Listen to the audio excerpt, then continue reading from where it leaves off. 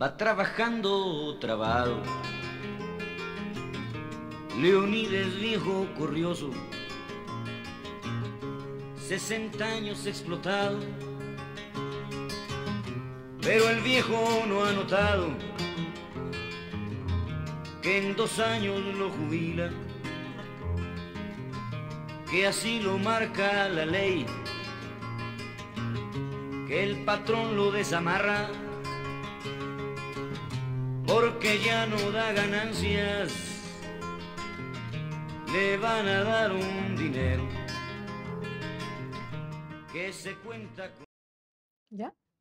Buenas tardes, bienvenidas y bienvenidos al Seminario de Historia del Trabajo, Trabajadoras y Trabajadores en esta edición de 2025, en la sesión de hoy, 18 de septiembre de 2025. Pedimos disculpas por empezar un poquito tarde, pero hay problemas de tráfico para llegar aquí a la sede de la Casa del Tiempo de la UAM, donde estamos el día de hoy. Saludamos también a las personas que nos siguen a través de la videoconferencia que se está, bueno, las personas que están conectadas a través de la videoconferencia. Pues el día de hoy, en nuestra sexta sesión de este seminario en 2025, vamos a tener el texto, vamos a discutir el texto del maestro Ángel Chávez Mancilla, que se titula Aproximación a la política y cultura obrera a través de 2 novelas proletarias: Obreros, La fábrica es vuestra y Ciudad Roja. Inicialmente vamos a hacer una presentación de las 2 personas, tanto del maestro Chávez Mancilla como de la doctora Patricia Cabrera López, quien amablemente aceptó nuestra invitación para ser el día de hoy la comentarista de esta sesión. Entonces voy a permitir leer unas breves semblanzas de las 2 personas que nos acompañarán principalmente, además de quienes están acá presencialmente y a través de la conferencia virtual. Ángel Chávez Mancilla es estudiante del doctorado en Historia y Etnohistoria por la Escuela Nacional de Antropología e Historia. Es maestro en Historia y Etnohistoria por la misma escuela, por la ENA. Licenciado en Historia por la Facultad de Filosofía y Letras de la UNAM. Entre sus publicaciones se encuentran Obreros, La fábrica es vuestra, Aproximación a una novela proletaria, publicada en Sincronía, la revista Cultura Soviética, 1944-1954, en el marco de la Guerra Fría Cultural en México, publicada en Signos Históricos, en la revista, Emilio Uranga y Eli de Gortari, reflexiones sobre la historia de la filosofía en México, en Devenires, y el capítulo del libro El papel político de los estudiantes en la mirada de Arturo Gámez, en prensa, y el libro El realismo socialista en las artes, compendio de aproximaciones, que también se encuentra en prensa. Por su parte, la doctora Patricia Cabrera López, ella es doctora en literatura mexicana por la UNAM. En esta misma estudió la licenciatura en lengua y literatura hispánicas y la maestría en letras. Además, realizó estudios de sociología de la literatura en la Escuela de Altos Estudios en Ciencias Sociales de París y semiótica en la Universidad de Studi de Bolonia.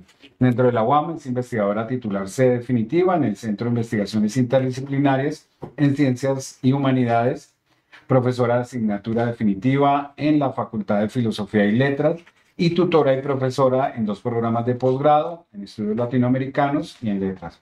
Ha impartido clases en la Universidad Pedagógica Nacional y en las universidades autónomas de Aguascalientes y de Querétaro, así como en instituciones de educación superior en Estados Unidos y de Chile. En 2011 recibió la medalla Sor Juana Inés de la Cruz, otorgada cada año por la UNAM a sus profesoras, investigadoras o técnicas académicas. Entre sus libros figuran como autora Una inquietud de amanecer, literatura de política en México, 1962-1987, editada en 2006. Es coautora de Con las armas de la ficción, el imaginario novelesco de la guerrilla en México, obra en 2 volúmenes publicados en 2012 y 2024, y asimismo coordinó Variedad de géneros y siglos en la literatura latinoamericana, editado en 2010, y Pensamiento, cultura y literatura en América Latina, publicado en 2004.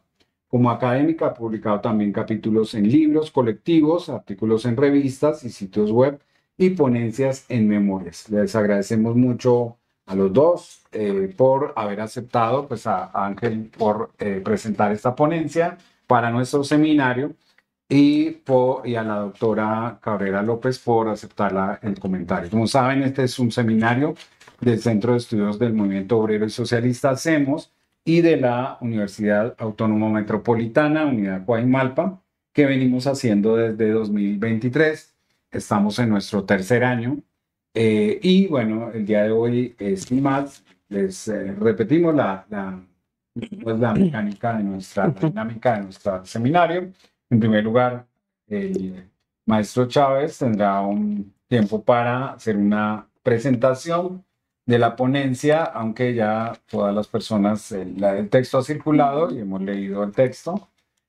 Luego vendrá el comentario de la doctora Cabrera López y después vamos a hacer un receso corto para volver a la ronda de participaciones por parte de los asistentes, tanto acá en la sala, en la Casa del Tiempo, como quienes nos acompañan virtualmente.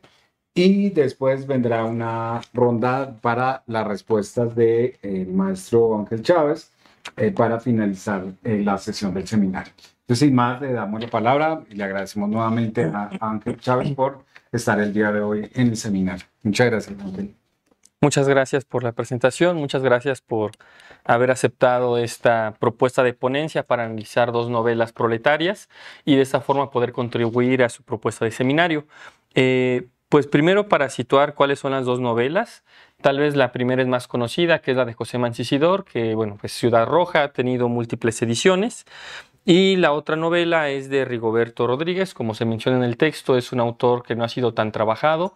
Al parecer tiene, al menos lo que registra en sus propios libros, publicadas otros 5 o 6 obras, que al menos yo no he identificado, pero bueno, el caso de Obreros, la fábrica es vuestra, es a la que me voy a dedicar para poder hacer el análisis, como se planteó, de los elementos políticos y culturales para una aproximación a lo que implicaría la cultura obrera propiamente de esa época.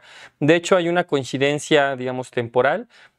Mancisidor también escribe, pues digamos, todavía desarrolla su novela en un proceso de los años 30. Y el caso de Obrero, la fábrica es vuestra está en el mismo sentido. Claro, primero es Ciudad Roja, que es del 32. Para aquellos que, bueno, tal vez nos estén viendo brevemente, pues decir que es una novela que recupera de forma, digamos, un poco,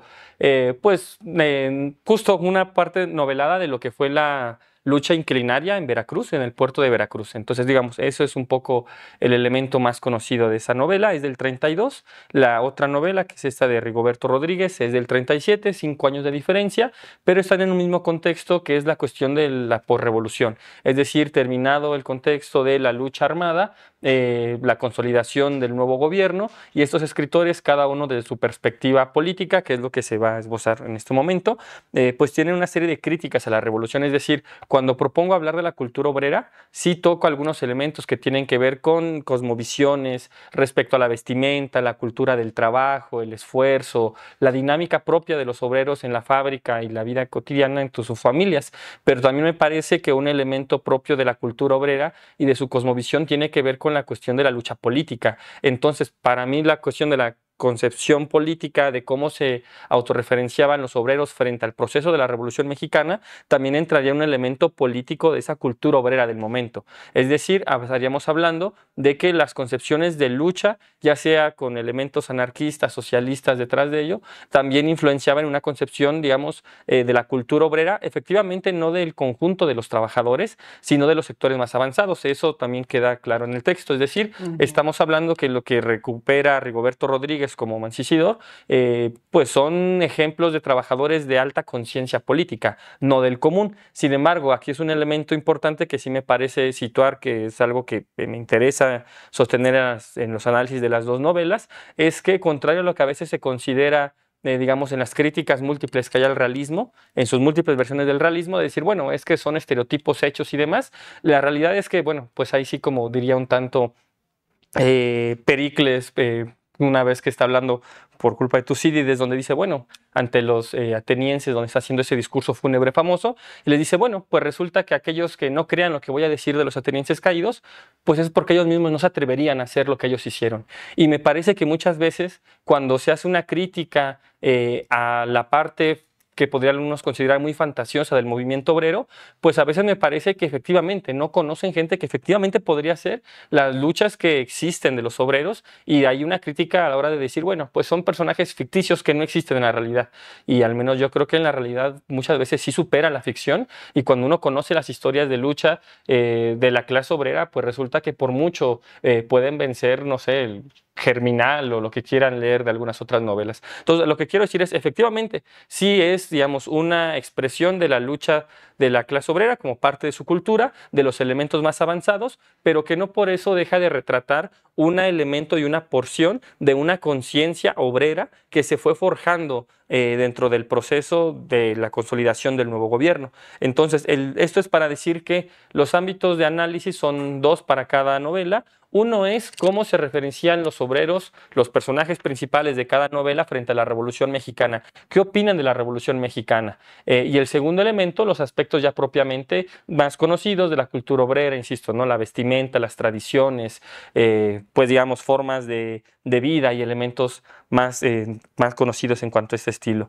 Entonces, para comenzar con el caso de Mancisidor, primero sería importante decir que lo que he podido ubicar es que Mancisidor también fue cambiando su concepción de qué opinaba respecto a la Revolución Mexicana. Si uno revisa su obra de la historia de la Revolución Mexicana, ya tiene una visión consolidada que es muy distinta a lo que podemos encontrar en esta novela de 32, donde lo que vamos a ver es una crítica muy fuerte a la Revolución Mexicana. De hecho, en algunos fragmentos del texto, lo que se presenta, bueno, pues son argumentos que Mancisidor pone en la boca de sus personajes, donde algunos dicen, bueno, la Revolución Mexicana nos ha traicionado, y otros dicen, no, la revolución no se ha hecho. Pero en todo caso es una crítica muy profunda a la hora de, digamos, abordar el tema de la Revolución Mexicana para decir que no hubo un cambio, ninguna transformación real para el conjunto de los trabajadores, y que el caso de los obreros pues no vivieron ninguna revolución porque no hay una transformación real. Eso es lo que tenemos en esta obra de Ciudad Roja, donde hay algunos elementos, por ejemplo, brevemente cito uno de estos debates que están, digamos, entre los obreros, dentro de los mítines que están preparando las protestas en contra de el hecho de que sacan a los inquilinos a la calle, como en la actualidad, ahí justo en Veracruz, ¿no? Entonces, bueno, pues está diciendo uno de los oradores que, bueno, la revolución ha claudicado, que los hombres de la revolución han comenzado a sucumbir y, bueno, son unos apóstatas, ¿no? Y otro de los personajes, debatiendo con él, dice, bueno, ¿qué has querido significar? ¿Acaso que los hombres de la revolución se venden o se alquilan a los enemigos del proletariado? Probablemente, pero la generalidad de los casos es sin discusión otra. Es decir, está en un punto donde está cuestionando a la Revolución Mexicana como un producto que, o mejor dicho, como que haya causado productos favorables a los trabajadores. Ese es un primer elemento. Es decir, en el caso de la novela de Mancisidor es una posición muy crítica al conjunto del proceso revolucionario y no se sitúa, digamos, en el ámbito de las personalidades. La crítica es tan profunda que no abarca decir, bueno, solo fue la traición de unos cuantos. Dentro del texto que les hice llegar, pues ahí pueden verlo. Hay momentos donde dicen, no, más bien es que la revolución implica que no se ha tenido la toma del poder, como lo dice así, la toma del Estado, entonces no hubo una transformación para nada. Ese es el nivel de crítica que tiene Mancisidor o los obreros descritos por Mancisidor, y el punto es que ahí la posición de los obreros es plenamente de choque con la Revolución Mexicana, que es una visión distinta que Mancisidor, digo, no es el tema, pero que Mancisidor tendrá, por ejemplo, en su novela autobiográfica, que es esta de La Rosa de los Vientos. Ahí ya un poco cambia la posición. Una vez, digo, el tema ahí es que ya llegó Cárdenas. Entonces da perspectiva de, bueno, pues algo sirvió la revolución. Tenemos esta posición de que sí, hubo una ventaja. Y en todo momento, los textos que tiene Mancisidor en debate, por ejemplo, con Azuela, los de abajo y toda esa otra visión de la Revolución Mexicana, que es muy crítica y lo que dice es, bueno, pues más bien fue una carnicería y no sirvió de nada. Mancisidor no entra en esa posición, pero sí es muy crítico. Entonces, bueno, ese es un primer elemento. Los obreros frente a la Revolución Mexicana, descritos por Mancisidor, están en un choque abierto y consideran que no ha habido una transformación y que entonces se requiere una revolución verdadera. Esto ya dentro del texto se logra ver, hay guiños a una visión de revolución socialista, de hecho con esta referencia de que los acusan de bolcheviques y demás, y bueno, pues es conocido que en la historia, digamos en la realidad, efectivamente hubo un vínculo del Partido Comunista, las concepciones de Herón Proal y demás durante la lucha inclinaria. Entonces sí había presencia de concepciones socialistas. De hecho, pues es el momento en que Mancisidor se vincula con todo este grupo de Ruta y otros escritores ahí en Veracruz. Entonces, bueno, ese es uno de los elementos. Y si contrastamos esa posición de los obreros con lo que describe Rigoberto Rodríguez en Obreros, la fábrica es vuestra, es distinta la concepción que tiene su personaje principal, el cual, para empezar, me parece que forma parte de lo que podría tal vez rastrearse como una tradición de, por así decirlo, jóvenes estudiantes o intelectuales que deciden ir a vivir con la clase obrera. Seguro conocen este texto de Cadenas y de Hombres, esta historia, y el de Upton Sinclair, del Rey Carbón. Ambos son un poco la visión de jóvenes que dicen, bueno, quiero vivir cómo está la cuestión de la clase obrera, y van y se meten entre la clase obrera, y un tanto así es como inicia el texto de Rigoberto Rodríguez. Ese es el personaje que delinea en esa novela. Entonces ya una vez que está en el ámbito de los trabajadores, porque bueno, él no era propiamente hijo de los trabajadores, de obreros, pues empieza a admirar de una forma detenida a los trabajadores y eso le permite tener una visión, me parece un poco desde una otra edad, porque no era propiamente un obrero, al acercarse a los obreros y bueno, poder destacar algunos aspectos culturales. Pero en específico, primero sobre la cuestión de la revolución, también hay una serie de críticas que presenta el personaje principal de esta novela, de Obrero, la fábrica es vuestra, sin embargo son distintas. La crítica no es tan profunda. La crítica se puede resumir en la idea de que hay una traición. De hecho, me parece que muestra la misma confusión que la historiografía oficial respecto a la Revolución Mexicana, donde, bueno, quiere explicarlo de forma sencilla, donde, bueno, pues, digamos, Madero hizo un buen trabajo, pero fue traicionado y eso llevó a que hubiera un problema en la revolución. Y no, Mancisidor ya es más crítico que eso y hasta Madero le parecía justamente con sus limitaciones. Pero el punto es que esta otra novela sí reconoce el proceso revolucionario iniciado desde Madero como si fuera uno mismo y como si dentro de ese mismo proceso la lucha de facciones posteriormente no hubiera tenido más que la continuidad del proyecto de Madero. Sabemos que no, que es más complejo, pero bueno, este autor digamos, un poco explica la historia de cómo los obreros se ven ante la revolución por un elemento un poco más simplón que me parece tiene que ver con la cuestión de la traición. Es decir, hubo una traición de personajes, de personalidades de la Revolución Mexicana y eso lleva a que no se haya concretado la revolución. Sin embargo, también la concepción que tiene de la revolución está filtrada por una serie de argumentos que se pueden ver a través de la novela, donde hace referencia a la libertad. Y claro, la libertad tiene múltiples acepciones, sin embargo, me parece que la forma en que se aproxima la idea de libertad para después de ahí hablar de revolución, pues da un tinte más propio o más cercano al anarquismo, donde se usa libertad para poder hacer referencia a libertad como quitarse el yugo de la dictadura de Porfirio Díaz, pero también a momentos libertad como el elemento de que los trabajadores no tengan un patrón. Entonces, bueno, pues suena más a esta cuestión de ocupa de fábricas, de autogestión, más que una posición de proyecto de construcción socialista, que es el que ya un tanto tiene en mente Mancisidor. Entonces, en este caso, la visión del obrero, obrero, la fábrica es vuestra, tiene que ver con sí una idea, insisto, abstracta de libertad, que va tomando matices, depende del momento, y en última instancia, aunque la revolución da ciertos elementos de libertad respecto al gobierno mexicano, la libertad final a la que aspiran los trabajadores es no tener un patrón. De ahí que, digamos, rápidamente, cuando llega hacia el final de la novela, pues bueno, el personaje principal le toca regresar ya bajo el gobierno de Cárdenas y decirle a los trabajadores que estaban en huelga en una fábrica, que es en la que él había trabajado hace tiempo, que bueno, se decretó que obreros, la fábrica es vuestra, ustedes la van a trabajar, ya es ustedes y ya no va a haber patrón. Entonces esta otra concepción de libertad respecto de un patrón. Entonces bueno, tiene que ver, sí, insisto, como contradicciones distintas dentro del mismo ámbito socialista de cómo se concebía la libertad y vinculado a eso la revolución, pero bueno, en todo caso, en las dos novelas está de forma constante una reivindicación consciente de que los trabajadores pues son un elemento constante, los productores, los que están generando la riqueza y que bueno pues la Revolución Mexicana los está oprimiendo. Ese es un elemento real. Digo, no me detengo en las citas, están en los textos, pero de forma general hay una denuncia presente, e insisto, creo que hay una diferencia que también no solo marcada por posiciones tal vez más hacia el socialismo, hacia el anarquismo,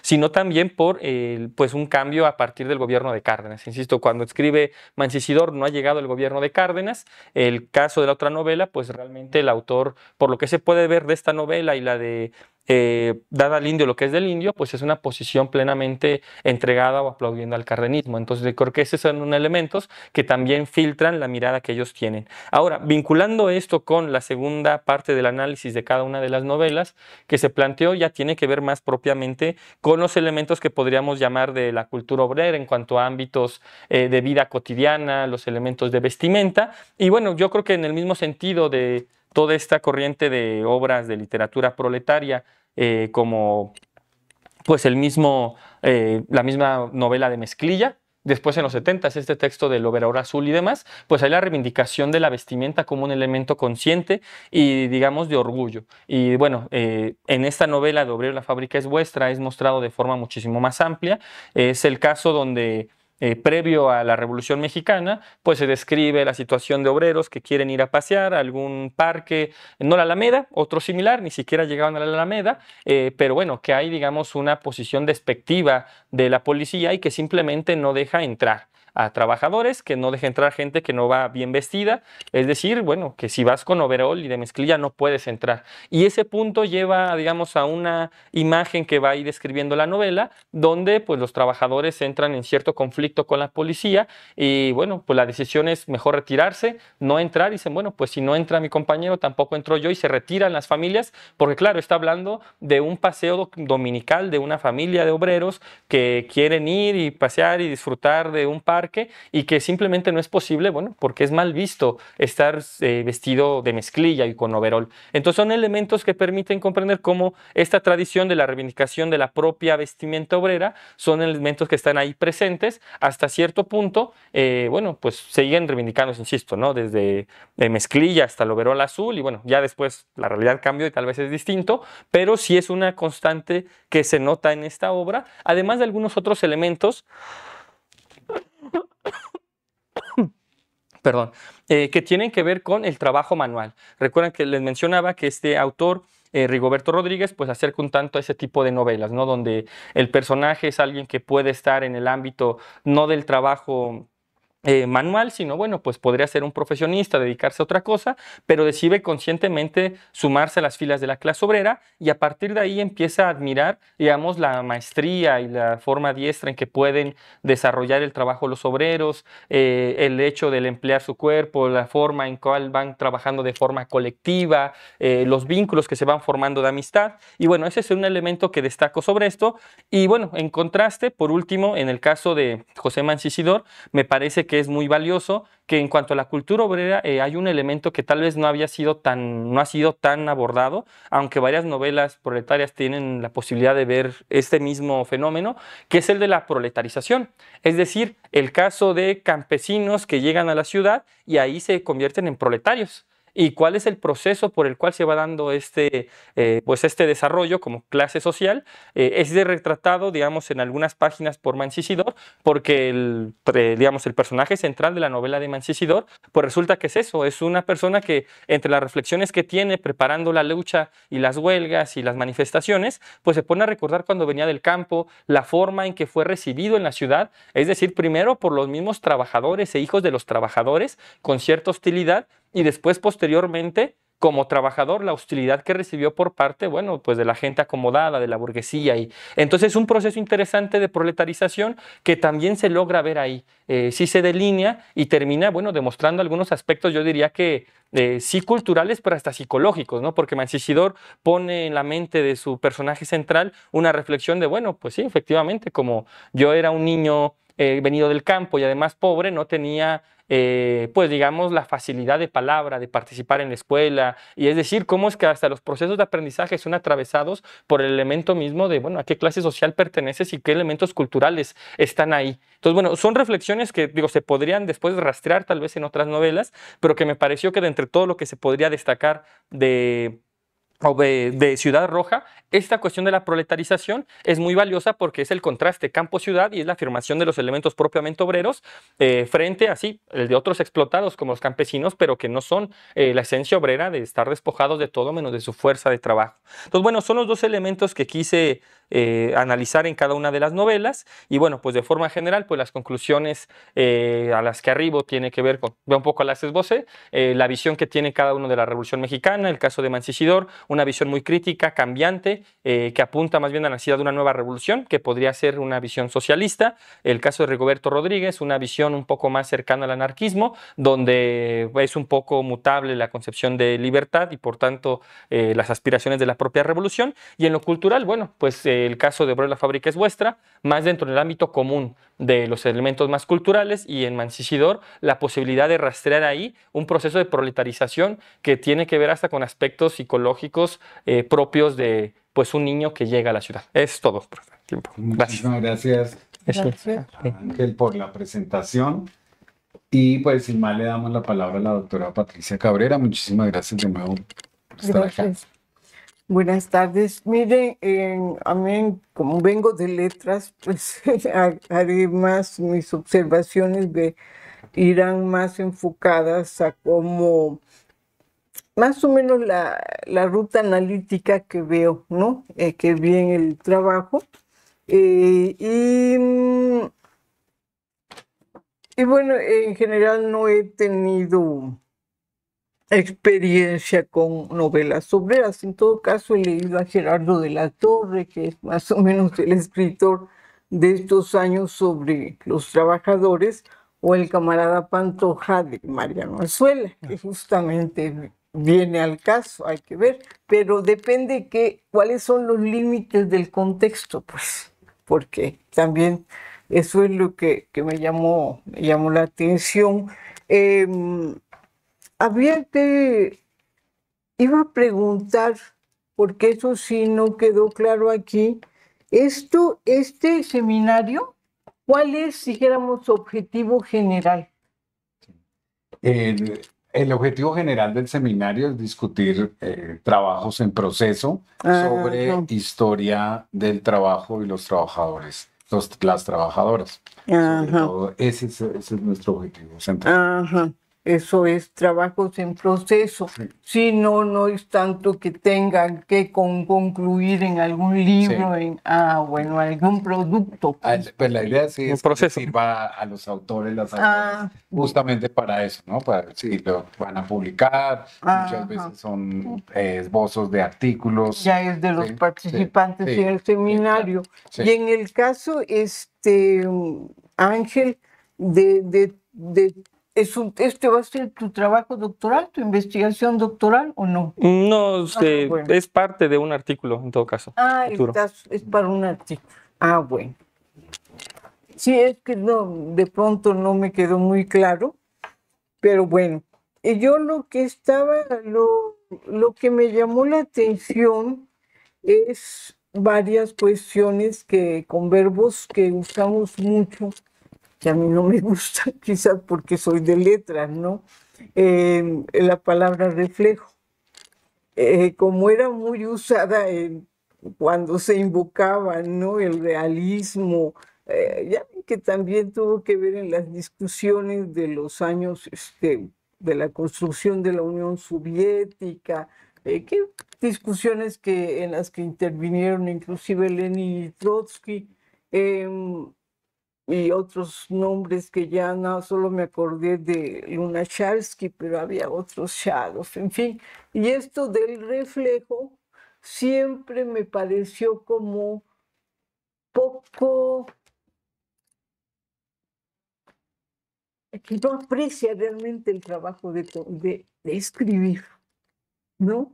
No es tan fácil, no es como poner un espejo, ¿no? Significa, hay un trabajo que puede ser de dos sentidos, como dicen algunos, algunos que han historizado, no tanto la novela histórica en sí, sino la novela social, que puede ser reconstructivo o recreativo, ¿no? Más o menos depende de la imitación, la mímesis, no que se quiera dar, por ejemplo, inclusive en la misma novela histórica se dan varias tendencias, no todas son mimético-reconstructivas, hay algunas que no, pero sí tienen el hecho histórico como un,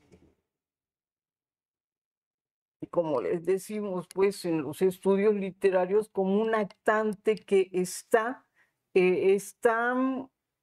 que es una abstracción el actante, pero que dijéramos es la idea central que mueve a los personajes, inclusive al narrador, a tomar, ¿no? A ubicarse. Lactante. Algunos otros, como Humberto Eco, le dicen eje actancial, inclusive algunos llegan a formular a veces que hay varios ejes actanciales, porque como una de las recomendaciones de la poética de Aristóteles es como equilibrar entre el vicio y la virtud, ¿no? Tiene que haber elementos de ambos extremos, ¿no? Para construir, pues, en el caso de Aristóteles, la epopeya o la tragedia, pero en general muchos escritores como Carlos Montemayor, que he analizado más, sí, siempre buscaban ese equilibrio, ¿no? Por eso es que dijéramos que hay como dos actantes a veces, ¿no? Que generalmente corresponden a clases sociales o generalmente a clases sociales, no oprimidos y opresores, pero se distribuyen pues las acciones entre diversos actores, ¿no? Lo que llamamos personajes son los actores de esos ejes actanciales. Bueno, todo esto lo digo pues porque siempre busco que se aprecie este trabajo, salud, de reconstrucción o de recreación, más que de un reflejo, ¿no? El asunto, creo yo, que es más complejo para los mismos escritores, aunque sean escritores muy politizados, ¿no? Aunque tengan muy clara su ideología, siempre tienen que hacer un esfuerzo, ¿no? Para cierta originalidad, sobre todo en ciertas circunstancias históricas que las que estamos viendo aquí, que en estos años 30. Entonces, por ahí diría pues que quizás hay que tener cuidado, ¿no? Si lo quiere usar, pues está bien, con la palabra reflejo, que siempre tiene estas reminiscencias de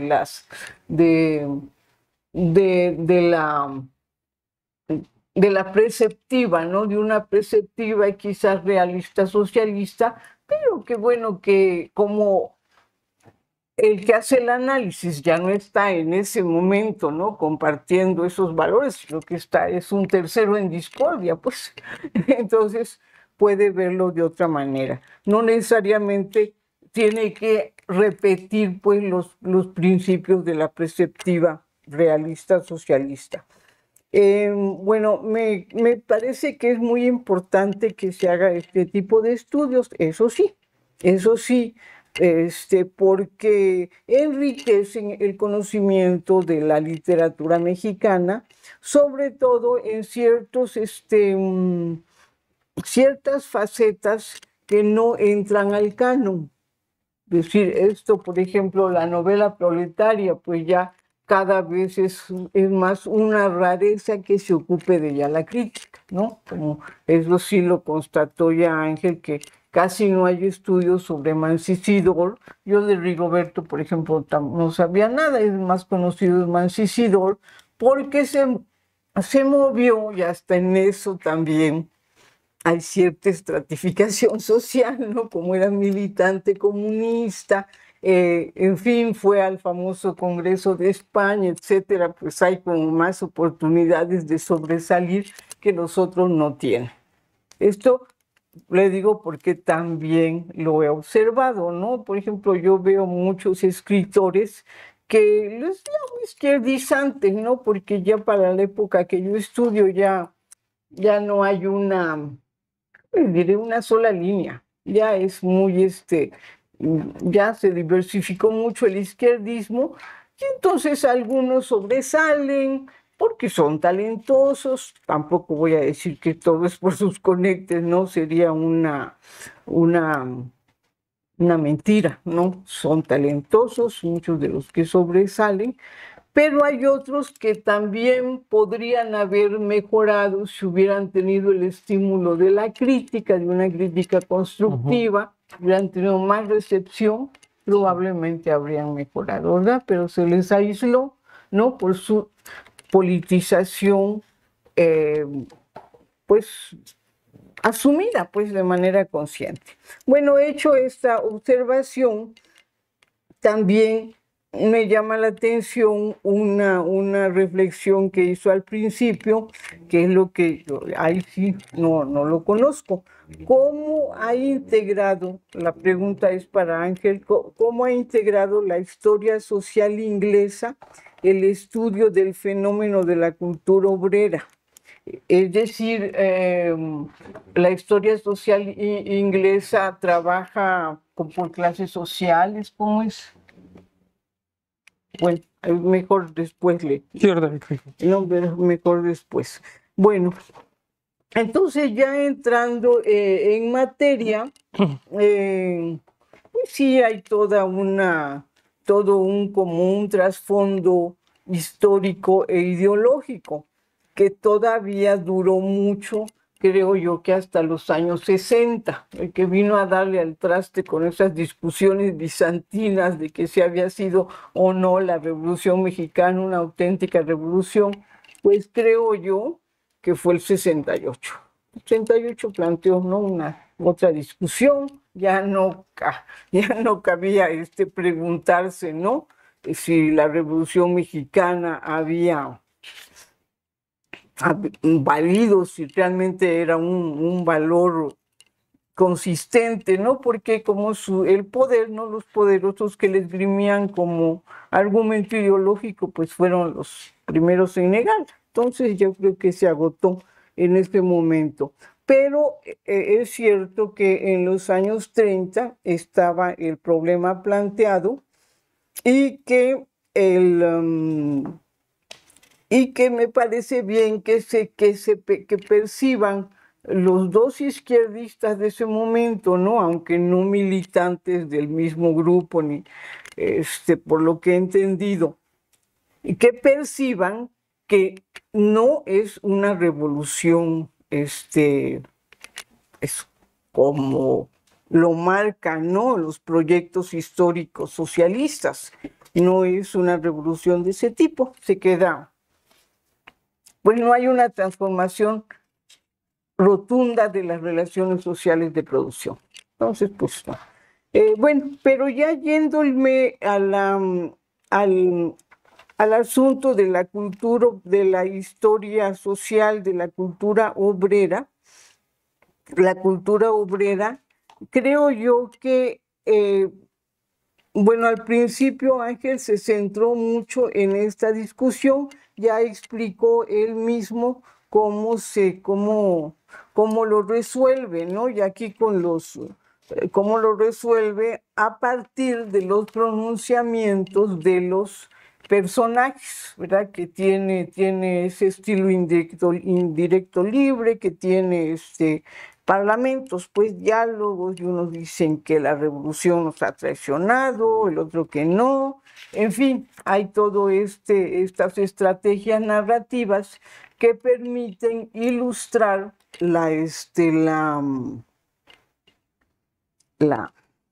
pues las posiciones de que sí o no. Parece que es el debate central. Ahora bien, hay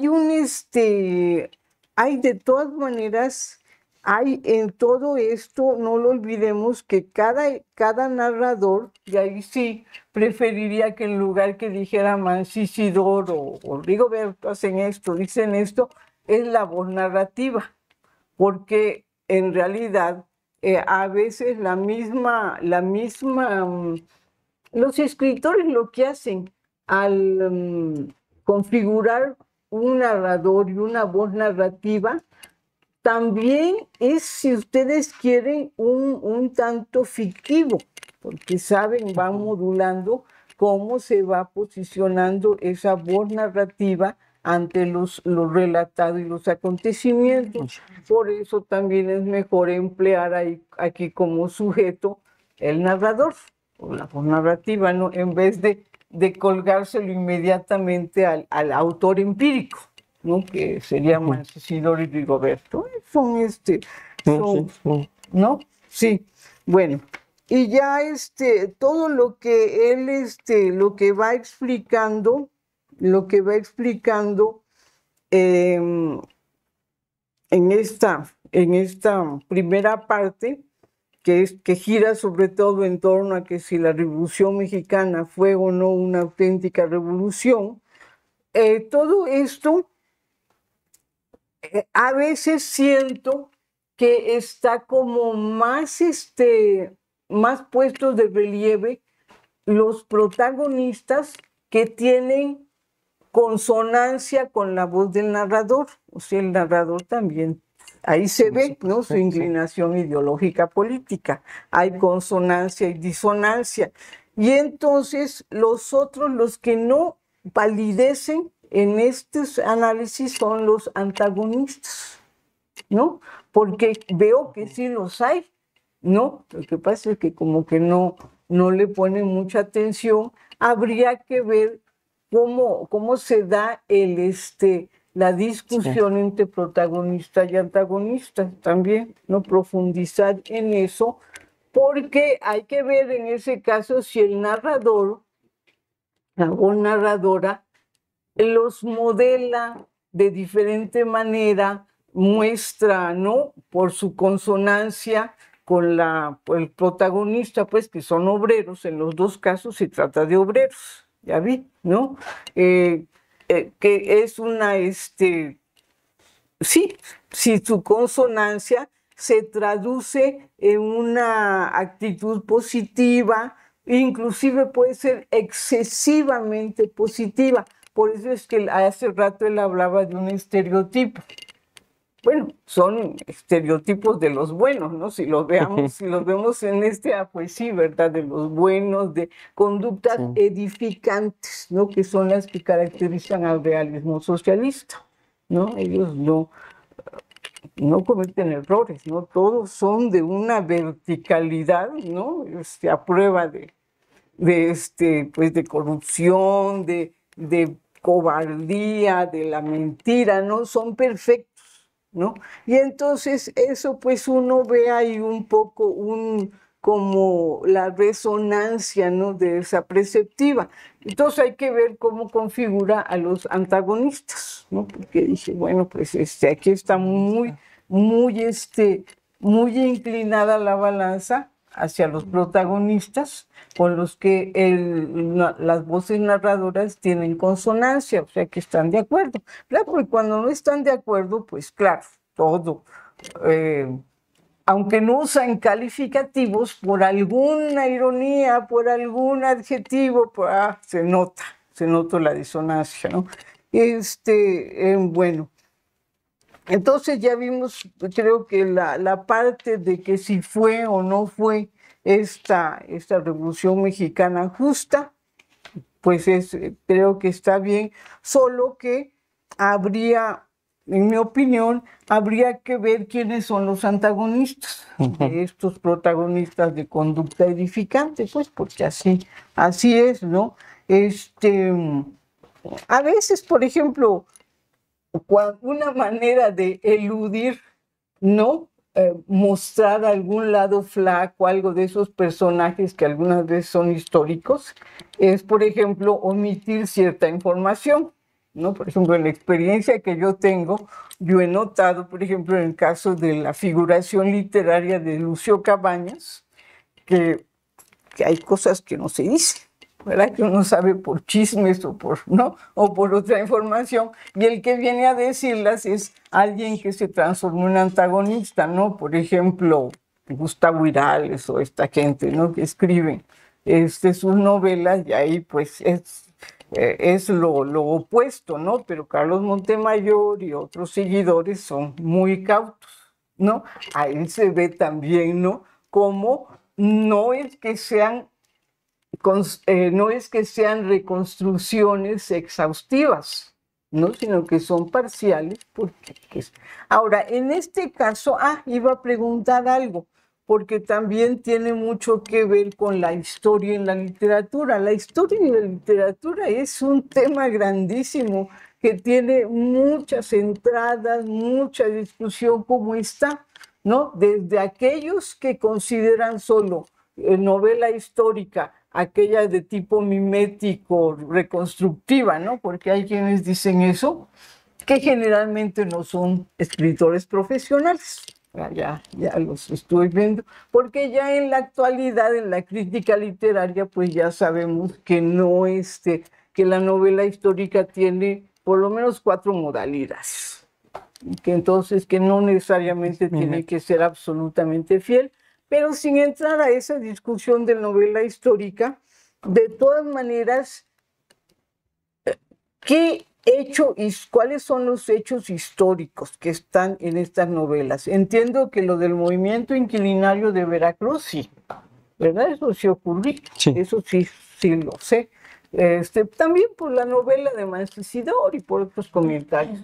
Pero más que nada, el asunto del otorgamiento de la fábrica a los cardenistas.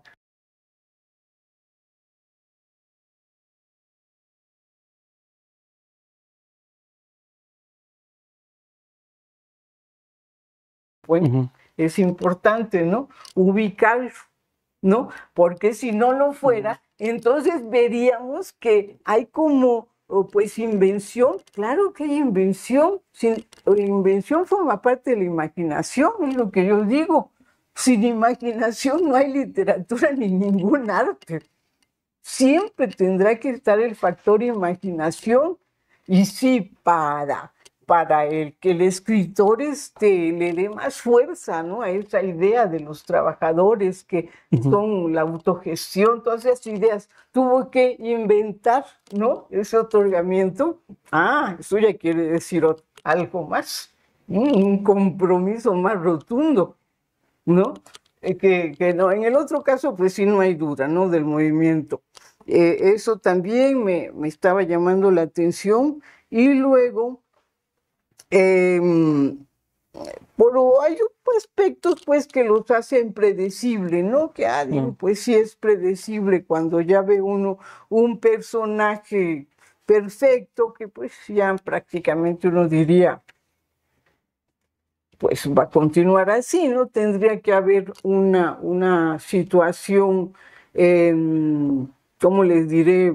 Un giro, ¿no? En el relato, en la trama, que llevara a otra cosa y que de alguna manera nos pusiera, pues, pusiera en crisis, ¿no? Toda esa construcción ética y pasara del otro lado. Pero no es el caso de estas novelas, ¿no? No es no. Se ve que llegan, ¿no? Bueno, entonces, en este aspecto de pues hay también este asunto de la identidad por la ropa. Pero esto ya está más tratado en la segunda parte, ¿no? Que es donde están los elementos culturales. Y a mí me parecería que esta es la parte que requeriría como lecturas quizás más cuidadosas, esta parte de elementos culturales, porque ya esto de la cultura, por eso les pedí un pequeño texto, algo que me ubicara cómo se entiende la cultura en el ámbito antropológico, que yo la comparto, ¿no? Pero que ya ven que generalmente en las humanidades tradicionales se entiende la cultura como esa acumulación de saberes canónicos. Sí, ese fulanito es muy culto porque pues conoce la ópera, ha leído a Shakespeare. Pero eso no es la cultura, ¿no? Todos los grupos humanos tienen su cultura y eso pues sí está en el, ¿no? En el texto que me mandaron sobre cultura.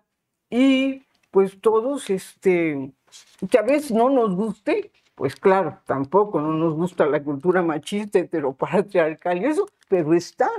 Eso no lo podemos negar, es parte constitutiva y quién sabe cuándo, cuándo va a desaparecer o debilitarse, ¿no? Pero está ahí. Y ahora el paso hacia la ideología, bueno, ya la ideología ya es un discurso, un pensamiento más rebuscado, por decirle algo, ¿no? No es tan espontáneo como la cultura. Ya ven que esto de la cultura se llega a mezclar.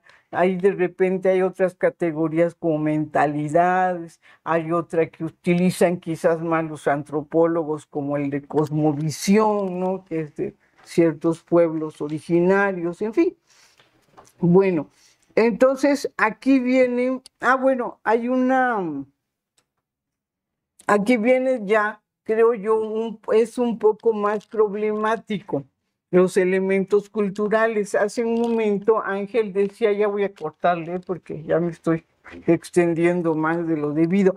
Antes Ángel dijo que los campesinos se proletarizan, ¿no? Ya sabemos, pues más o menos, grosso modo, siempre entendido que proletario es aquel que solo tiene su fuerza física para vender, no posee los medios de producción. Y en este caso pienso que y no hay proletariado agrícola, que yo sepa, sí hay también, que no todos son pequeños propietarios, ¿no? También hay proletariado agrícola. Ahora, puede ser que en la época de Mancisidor, en esos años, no se percibiera esta situación, que no se percibiera, puede ser, ¿no? Y entonces, quizás a veces, así como lo sintetizó Ángel, yo lo siento un tanto edulcorado. No sé si, ahí sí no sé si sea la interpretación de él, o sea el mismo el narrador el que va presentando así con bastante tranquilidad, porque ahora que ya hay tanta divulgación antropológica, se sabe que esos pasajes, ¿no?, del campo a la ciudad son más traumáticos de lo que se piensa, ¿no?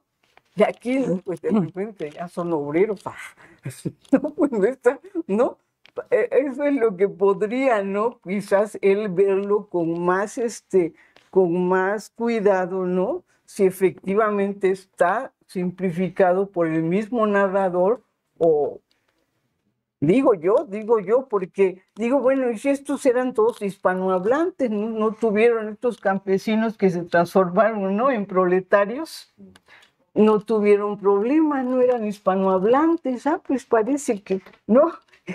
Se ve muy tranquilo, o sería que el narrador está aplicando una serie de esquemas interpretativos, ideológicos, interpretativos del marxismo de la época, ¿no? Porque hasta donde recuerdo hay cosas que ya tiene tanto tiempo que leí estos textos marxistas, ¿no? De como 50 años. Entonces, que recuerdo que ellos consideraban que era una fase superior ser trabajador, ¿no? Proletario, pues trabajador, que ser campesino, ¿no? Que era y hablaba pues de la India y todo. Y bueno, ya después de tanto tiempo ya pues no es tan sencillo, ¿no? No es tan sencillo. Bueno, entonces ver esta proletarización pasa sin afectar, es un pasado cultural que también tienen ellos, su pasado de campesinos. Esto es lo que habría que ver si está novelado, pues, porque una cosa es que yo esté reaccionando conforme a lo poco que sé de estos pasajes, y otra cosa es que en la novela misma esté así, ¿no? Entonces, digo, no, pues está... Luego viene este asunto de la identidad por el overall, ¿no? Y hay una serie, inclusive ve cómo hay una no transtextualidad, dijéramos una intertextualidad entre el mural de un domingo en la Alameda, ¿no? Y cómo describe también, ¿no? La gente, sí, los obreros están con su overall, ajá, ¿no? Entonces uno se dice, bueno,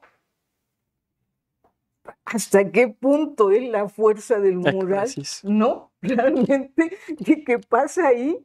Entonces no conocían realmente a los obreros de carne y hueso empíricos, pues como les digo, no, pero los obreros empíricos no son así, no sé, todo eso uno piensa, ¿no? Porque luego hay otras cuestiones del clasismo, pues eso sigue pasando todavía hoy, ¿no? Que no dejen pasar por clasismo y racismo, no nada más clasismo, es racismo también, ¿no? Cierta gente con ciertos mexicanos, ¿no? Con su ropa tradicional, pues no la dejan pasar, ¿no? No los ven mal si hablan su lengua, ¿no? En fin, y eso a pesar de todo lo que cambió después de 1994, ¿no? Algo cambió en la sociedad.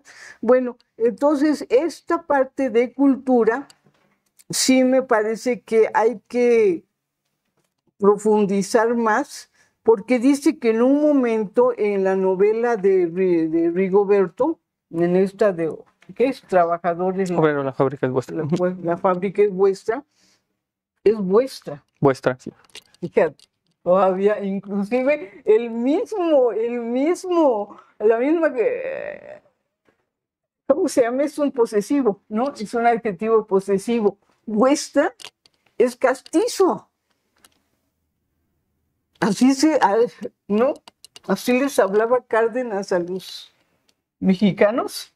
O sea, te digo, yo sí reparo en eso, ¿no? ¿Cómo vuestro?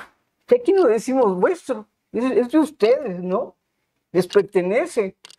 O sea, a eso, ¿no? Ese tipo de detalles, por mi formación, yo sí me voy deteniendo en eso, ¿no? Sí. En esos detalles. Y entonces viene, pues, hay un momento dado en donde dice que el personaje de la novela esta de La fábrica es vuestra, atraviesa, pues aquí está, dice, al que se suma la dinámica familiar. De hecho, esta misma escena contrasta con los tugurios, cines y lugares que tocan jazz que el protagonista ve rumbo a su casa. Así el autor transmite que lo propio de los trabajadores es integrarse a la dinámica familiar al salir del trabajo. Edificante. Conductas edificantes, ¿no? Sí, totalmente. Una cantina, algo, ¿no? ¿Verdad? Sigue derecho a su casa. Entonces, esto es parte, ¿no? De esa cultura y hay que ver qué hizo el jazz o qué más, ¿no? ¿Qué más mal se visto oye, en el momento. ¿no? Sí. ¿Qué otra cosa se oye, no? Bueno, ya para no alargarme más, me interesó, dije, bueno, el contexto son esos años 30, que sí me parece válida la discusión y que hay un esfuerzo por como instrumentalizar, creo que los sociólogos son los que utilizan más este verbo, la novela así como con fines didácticos, ¿no? Para que aprendan, ¿no? Los lectores varios valores, ¿no? Valores de izquierda, entre ellos, pues, la condición de ser trabajador, de ser realmente los que producen la riqueza, ¿no? Y que sufren la mayor explotación. Pero, aparte de, ¿qué les decía?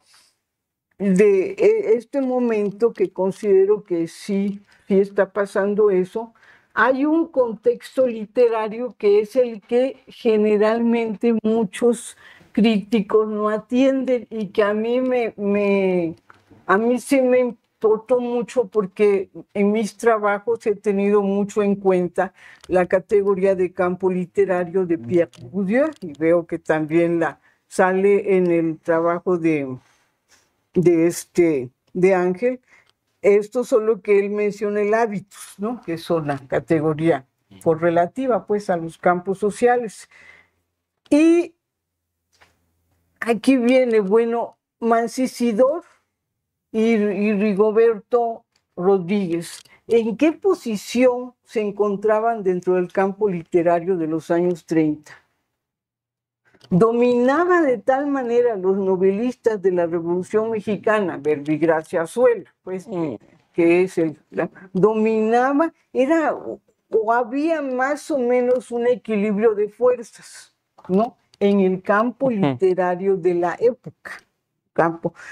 Porque pues ya ven que todas las posiciones de Mariano Azuela, sin restarle sus méritos literarios, era muy conservador. Era muy conservador, ¿no? Cuando hace las caricaturas del Güero Margarito y la pintada en la... Pues la verdad es que, digo, aparte de la ironía, hay mucho de sátira, de burla en esa figuración pues, de los que constituían las huestes de Villa, ¿no? Porque eran esto.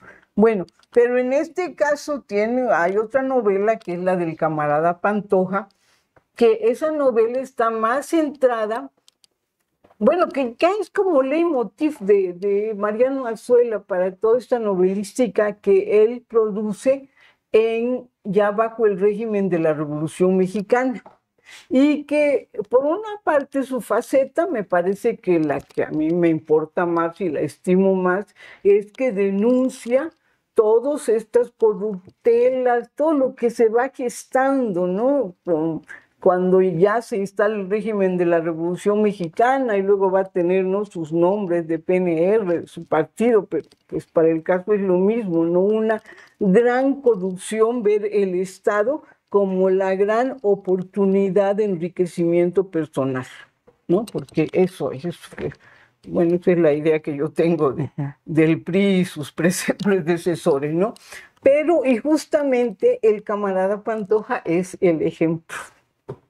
El ejemplo, pues, porque además está relacionado con la CROC, uno de estos grandes sindicatos que surgió, no sé si era el de Morones o de quién, porque tengo más o menos de lo que me acuerdo es que hubo dos, ¿no? Dos grandes sindicatos y que estaba ya Fidel Velázquez despuntando y el otro era Morones, y el caso es que el camarada Pantoja está en uno de esos y pues ve, una vez que se relaciona con el poder, ¿no?, que pues por ahí va a ser su camino de enriquecimiento ilícito, como le decimos ahora. Y claro, muchos comunistas de la época, yo me acuerdo Juan de la Cabada, al que tuve oportunidad de tratar un tiempo, pues detestaba a Mariano Azuela, que Mariano Azuela agarraba parejo contra todos. No nada más contra sindicalistas, también contra los comunistas, todos, ¿no? Era muy conservador el tipo, Mariano Azuela, y entonces los comunistas pues no podían verlo, ¿no? Porque los ofendía. Y bueno, y presente estuve viendo que el camarada Pantoja también es de los años 30, o sea, que sí es otro tratamiento, ¿no?, de la clase obrera, pero con una posición ideológica opuesta, ¿no?, que es exhibirla, ¿no?, exhibir a los trabajadores sindicalizados y organizados, exhibirlos como unos oportunistas corruptos, ¿no?, porque eso es Catarino, creo que se llama Catarino Pantoja, algo así.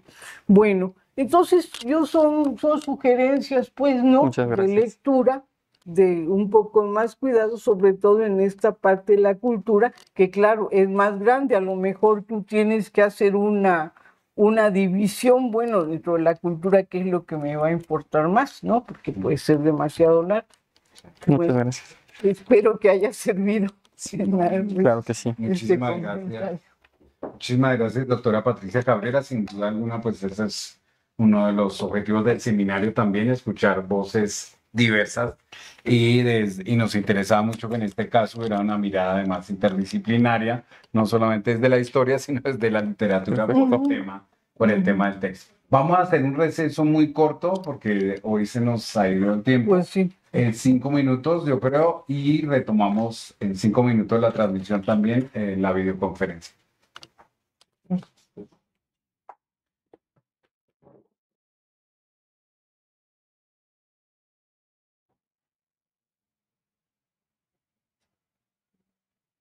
Gracias, retornamos a nuestra sesión del seminario de Historia del Trabajo y sus trabajadoras y trabajadores.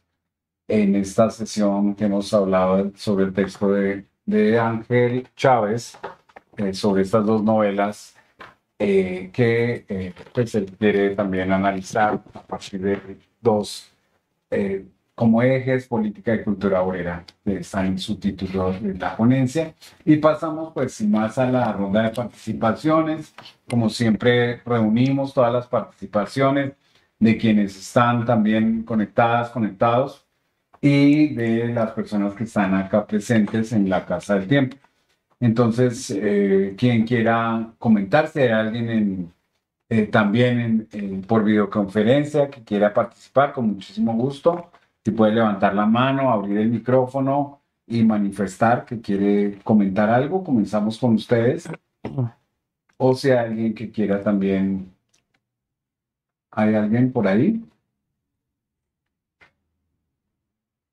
Si pueden levantar la mano, abrir el micrófono. Sí, ahí hay una mano. Cecilia Vargas, por favor. Hola, hola, ¿qué tal? Hola, Buenas tardes. buenas tardes. Buenas tardes.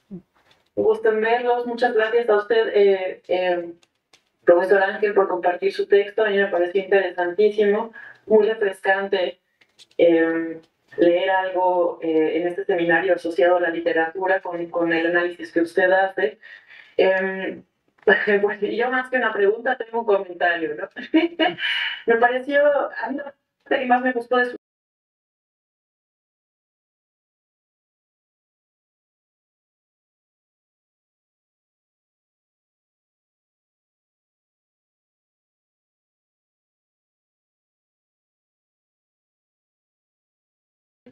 lo que me provocó a leer los fragmentos que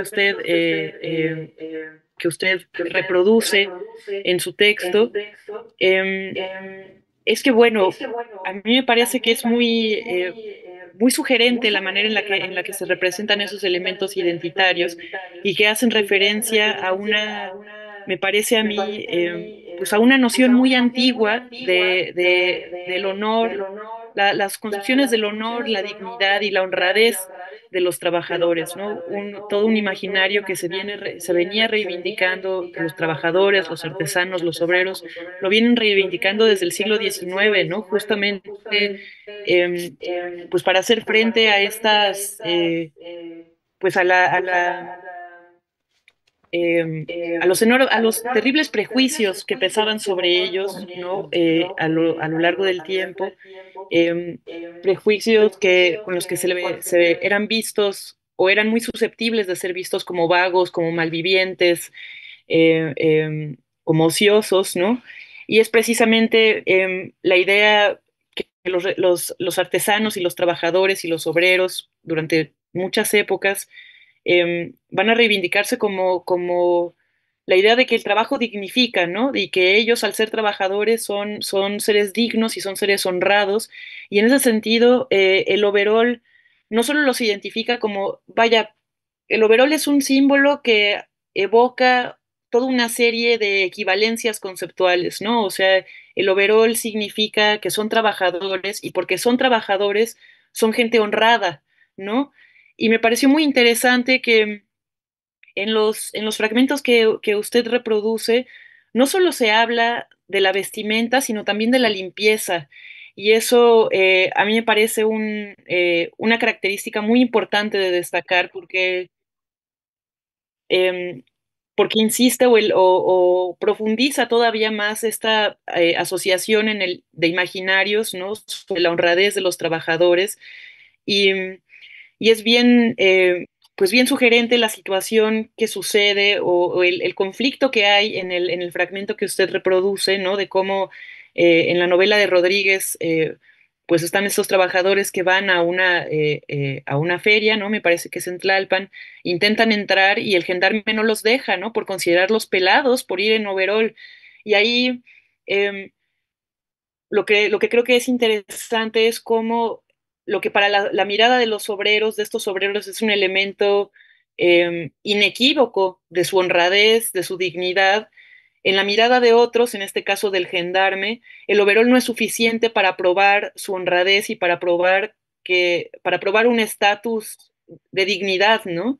Ese mismo overol es leído por el gendarme como una vestimenta de pelado, ¿no? Como una vestimenta de alguien no merecedor de compartir los mismos espacios de recreación, ¿no? Los mismos espacios de ocio.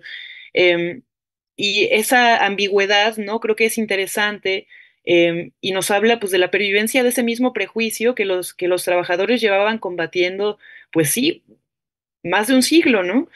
Y claro, también, que es quizá lo que más destaca su trabajo, no es casual, ¿no? Que una ficción sobre, o una representación sobre la vida de los obreros y de los trabajadores ya durante estas épocas, pues demuestra una conciencia totalmente distinta de quiénes son ellos, de su función social, de su lugar político eh, y de su importancia, ¿no?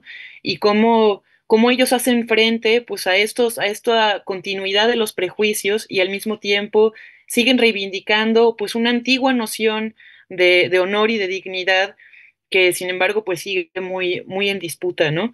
Entonces pues eso me llamó la atención. Creo que son, resumiendo, pues un elemento sí de la identidad, identidad de los trabajadores, un elemento cultural de la identidad de los trabajadores que es de muy larga data, ¿no? Y de nuevo, creo que sería muy valioso pues que destacara no solo el recurso al overall, sino el recurso a la limpieza, ¿no? Como un elemento más que certifica la dignidad y la honradez pues de estos trabajadores, ¿no?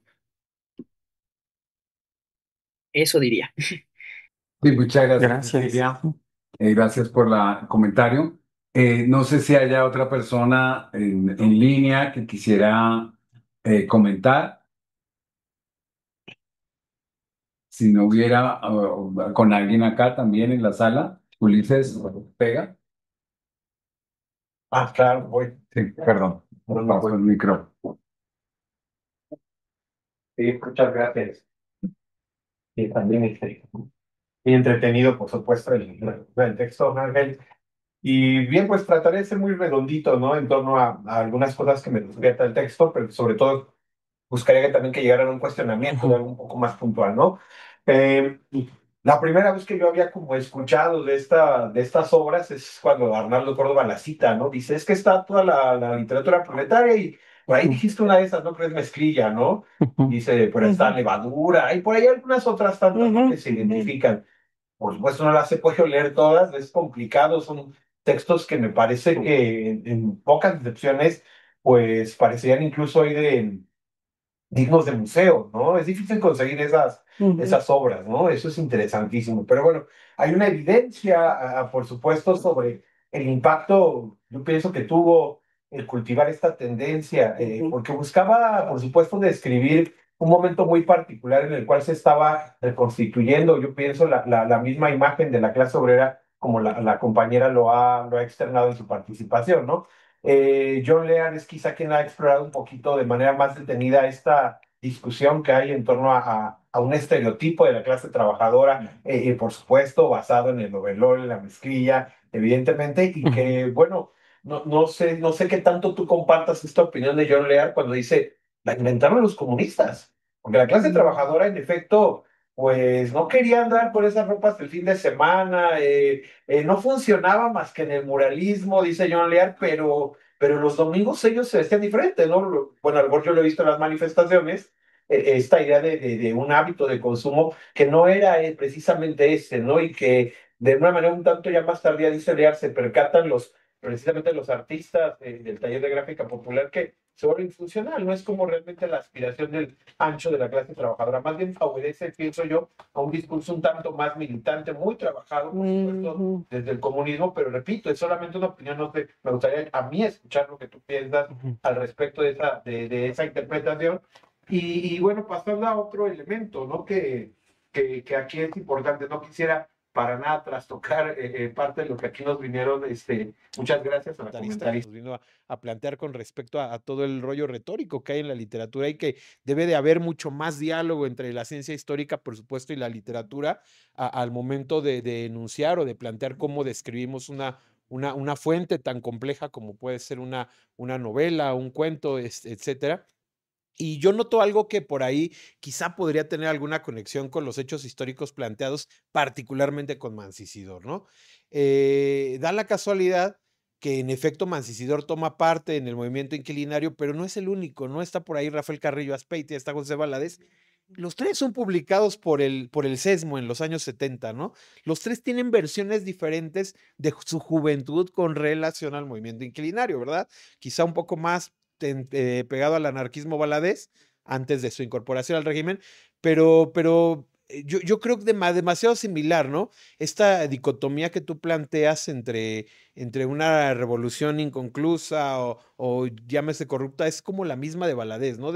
Incluso una de sus obras de Valadez del 21, previa a esta es esa, ¿no? Le titula él Motín político o revolución social, ¿no? O sea, él lo logra ver, ¿no? Dice, lo que pasa es que tenemos un Valadez que después pues se pliega a esta idea de construir discursos desde el oficialismo, cultivar una historia lineal del anarquismo, etcétera. Pero lo de Mancisidor también es interesante, ¿no? Llega hasta la construcción de esa llamada síntesis histórica del movimiento obrero, me parece se llama, y que son caminos que yo pienso se bifurcan, ¿no? Pero ahí me gustaría también, ¿no? O sea, es tan semejante lo que tú nos planteas con ese periodo de vida de esos personajes que, repito, terminan siendo todo un referente para la historiografía de eso que en algún momento se llamó el movimiento obrero, ¿no? Que, insisto, no sé si a la fecha sea tan funcional el rescate de una categoría como esa. Pero bueno, era únicamente la idea, ¿no? De qué tanto te suena esa opinión como la de John Lear con respecto a ese uso estereotipado de cómo luce la clase obrera y que repito, ¿no? El comentario de la compañera era buenísimo porque en efecto, ¿no? En la posguerra ocurre lo mismo con la clase trabajadora inglesa, ¿no? Esta idea de decir los elegantes chicos de la clase obrera, ¿no? Ahora los llamados chaps, ¿no? Que son como los descendientes, no es lo mismo, ¿no? La vestimenta apunta a tener una categoría de marca, de apariencia, sin dejar de ser perteneciente a un estrato popular o a la propia clase obrera. Entonces es un debate ahí interesante, ¿no? Y que creo que podría ayudarnos un poco, ¿no? Y una minucia, ¿hay referencias a la música dentro de estas obras de literatura? ¿Cuáles has podido hallar? ¿Cómo las entiendes tú? ¿Cómo las captas? Eso es fascinante. Me parece que nos podría aportar y dar más luces aún dentro de este panorama cultural. Gracias. Sí, ¿alguien más? ¿Alguien más? No, no. Mientras tanto, tenemos un mensaje de María Reina Vázquez Sánchez. Desde Puebla dice felicidades a los ponentes, fue muy interesante la ponencia y el análisis. Saludos desde Puebla. Miguel. Gracias, sí, gracias.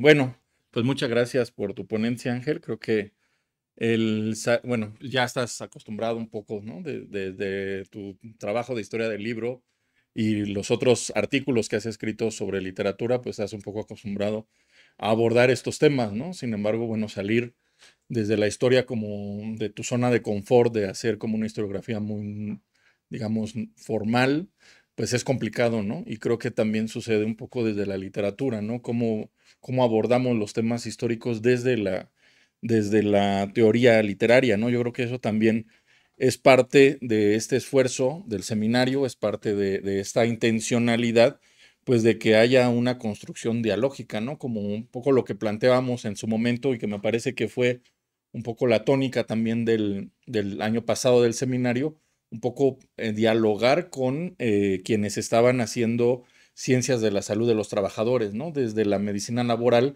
Y ahí logramos no articularnos al 100%, pero sí logramos por lo menos presentar algunos trabajos y mantener ahí un diálogo abierto que todavía sigue, ¿no? Que ha un poco costado trabajo, pero bueno, sigue abierto ese diálogo. Me parece que esa también es una oportunidad para poder encontrarnos y poder dialogar un poco más, de forma más profunda, sobre la relación entre la historia y la literatura, que efectivamente creo que se ha intentado, por lo menos me han tocado varios espacios donde se ha intentado esta relación, pero no siempre ha fructificado, ¿no? O sea, creo que no siempre ha habido un entendimiento y creo que podríamos buscar, y esa sería como mi pregunta, cómo buscaríamos esos canales de diálogo y de integración de ambas miradas, ¿no? Y cómo una podría apoyar a la otra. Particularmente lo que decía Ulises, ¿no? Si lo vemos desde nuestro campo, pues es cómo entendemos a la novela como un documento, ¿no? Como una fuente que nos puede ayudar, porque evidentemente hay diferentes tipos de novelas. En mi caso particular, por ejemplo, creo que las novelas me han ayudado a entender o por lo menos a sensibilizarme a ciertos aspectos del pasado y de ciertos procesos históricos que de otra forma sería más difícil, ¿no? Y pienso, por ejemplo, en el último pasaje que leí de La Guerra en el Paraíso, justamente de Carlos Montemayor, hay un diálogo entre Lucio Cabañas y una militante que estuvo vinculada a la organización de Madera. Seguramente ese pasaje a lo mejor pasó de otra forma, pero está descrito de tal forma que tú vas comprendiendo o vas entendiendo y sobre todo me parece que sintiendo un poco el proceso de Lucio Cabañas, ¿no? De cómo va atravesando un proceso y él claramente dice ahí, pues yo no quiero tomar las armas, ¿no? Y ella le dice, pues es que va a llegar como tu momento, ¿no? Y creo que ese tipo de pasajes, y hay otros, ¿no? En el caso de La Guerra en el Paraíso, por ejemplo, cuando están en la Plaza de Atoyac, que es muy fuerte y que se entiende y que te hace vibrar cuando lees La Guerra en el Paraíso, yo lo volví a leer, o eso ya lo había leído, pero lo volví a leer en un trabajo historiográfico y pues como que no sentí lo mismo, ¿no? Como que dije, ay, aquí como que le falta esa parte. Y me parece que eso también va construyendo un poco el entendimiento del pasado desde la perspectiva de que son personas, ¿no? Y que no son como estos entes abstractos, sino que pues se puede humanizar mucho más estos procesos. Creo que eso es interesante y me quedo con un poco como con esas reflexiones, sobre todo al utilizarlos como fuente y como saber en qué contexto se está inscribiendo el autor, ¿no? Creo que eso es algo importante y me recuerda, y ahora me recordaba mucho, y con eso voy a conectar la segunda parte de la pregunta idea, que tiene que ver con esta novela de Queremos Todo, ¿no? De este italiano, lo tuve que buscar el nombre porque la verdad no me acordaba, Nino Balestrini. Hay una parte muy interesante donde él dice, ¿no? Lo que pasa es que estábamos en el campo y cada 8 días veíamos cómo las demás personas se iban a una pequeña ciudad, bueno, así más o menos yo me la imaginé, a un pequeño poblado donde iban vestidos diferentes, ¿no? O sea, iban un poco, digamos, con ropa más formal, se iban y se sentaban en las pizzerías, convivían entre ellos, era como una juventud añorada por ellos, por los campesinos, ¿no?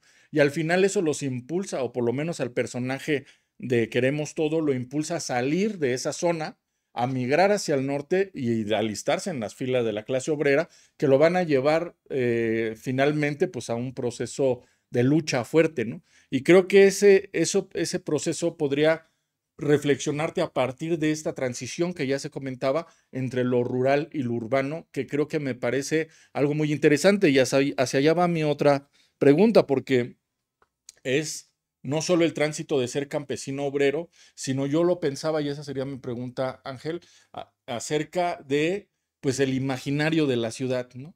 O sea, cómo se va construyendo a partir de las novelas, cómo era la ciudad, porque esto también es una representación que va a empezar a surgir, como bien lo plantea John Lear en su trabajo, se empieza a retratar la ciudad de diferentes formas, ¿no?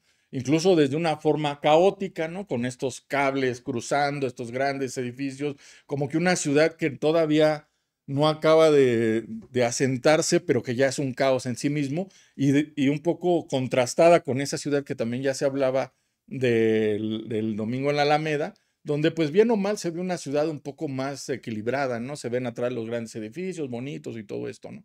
Pero si hay en estos libros o en otros, que sé que has leído muchísimos y sabes perfectamente ediciones y todo durante este periodo, pues me parecería la pregunta pertinente de, bueno, ¿cuál es ese imaginario sobre la ciudad o cómo se va construyendo esta ciudad un poco entendida como dentro de la transición de lo rural al urbano, en su caso, o de lo meramente urbano, ¿no? Y eso me lleva a la última pregunta que tiene que ver con esta parte de pues la exposición que se daba acerca de la periodización de las novelas. O sea, son novelas diferentes, ya se adelantaba un poco el comentario,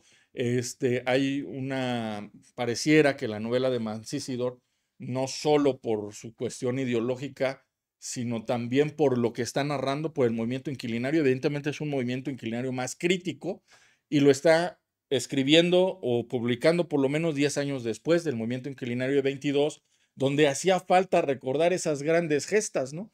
Entonces, pareciera un llamado a ese momento, después de la fase armada, digamos, ya en 22, en el cual pues se cuestiona las decisiones del Estado o de la forma en la que se está organizando, particularmente el tema de la vivienda, ¿no?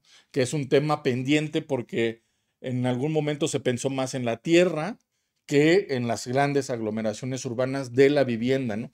Entonces esa respuesta la van a escribir muchos porque evidentemente es algo que algunos yo creo que ya lo tenían trabajando y a otros les cayó de sorpresa, donde finalmente pues es un tema complejo que hay que darle una resolución y en el caso de Veracruz hay una respuesta muy radical, ¿no? En ese sentido, ¿hasta qué punto no quisiera como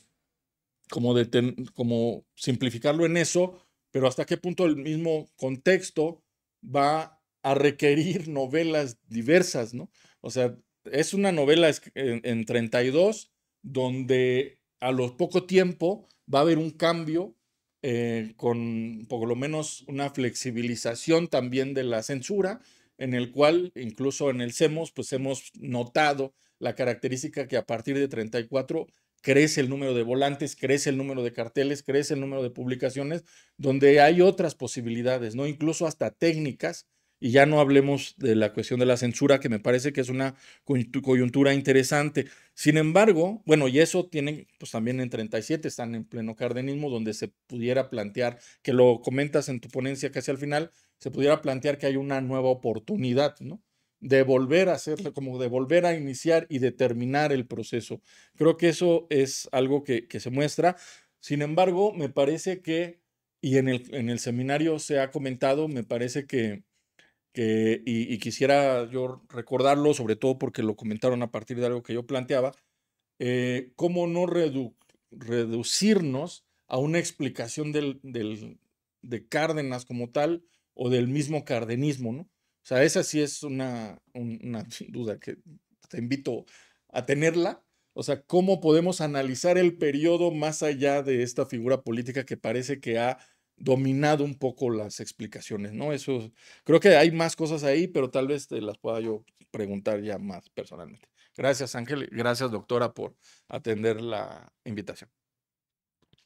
Gracias, Miguel. No sé si haya alguien más, alguna otra pregunta. Si no la hubiera, yo voy a hacer también unos comentarios rápidos. Felicitar por el trabajo y bueno, algunas cuestiones que me quedan y que me gustaría también que se hiciera algún tipo de referencia. Yo sé que en 20 páginas hay veces es difícil, pero quizás si esto se va a convertir en un artículo, valdría la pena pensar algunas cuestiones. Una tiene que ver con, sí se habla, pero quizás valdría la pena profundizar un poco en cuál es la representación sobre un concepto de socialismo o qué es lo que están entendiendo por socialismo. Tal vez por revolución, hay una reflexión al menos en el artículo de qué se está pensando en las novelas alrededor de la revolución o de qué revolución se habla, de cuál revolución gusta, cuál no, pero no sé de socialismo, queda ahí porque incluso con alguna de las citas que se menciona de una de las novelas en donde se está hablando específicamente que los califican como socialistas a ciertos líderes de la revolución. Entonces, quizás eso sería interesante, no para hacer un tratado, pero sí para hacer alguna referencia al respecto. Otra cuestión que me llamó la atención tenía que ver cuando se contrasta, y sobre todo a partir de la novela de Rodríguez, se contrasta el trabajo de oficina, llamémoslo así, con el trabajo de los obreros. Y se habla de trabajo intelectual. Me parece que tú eres el que habla de trabajo intelectual para hablar de este trabajo. O son las novelas las que consideran este trabajo como trabajo intelectual.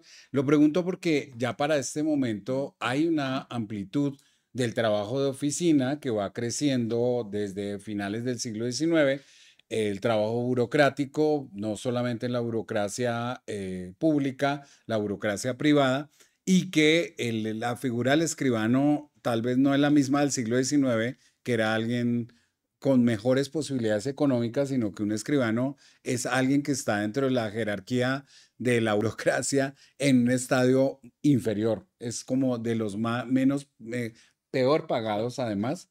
Y que incluso uno pudiera ver, bueno, hay los trabajos que se han hecho alrededor de la burocracia recientemente, viendo las condiciones laborales y sociales de los burócratas.